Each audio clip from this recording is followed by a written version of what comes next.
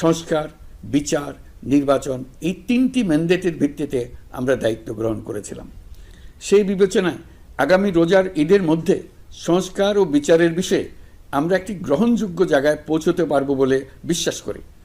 বিশেষ করে মানবতাবিরোধী অপরাধের বিচার, যা কিনা জুলাই গণ অভ্যুত্থানের শহীদদের প্রতি আমাদের সম্মিলিত দায়, সেই বিষয়ে আমরা দৃশ্যমান অগ্রগতি দেখতে পারব। এতে আমাদের উপর আপনাদের অর্পিত ম্যান্ডেট ন্যূনতম হলেও বাস্তবায়ন করে যেতে পারব। সেই বিবেচনায় ও ইতিহাসের সবচেয়ে অবাধ, সুষ্ঠু, প্রতিদ্বন্দ্বিতামূলক ও গ্রহণযোগ্য নির্বাচন আয়োজনের জন্য সকল পক্ষের সঙ্গে আমরা আলোচনা করেছি।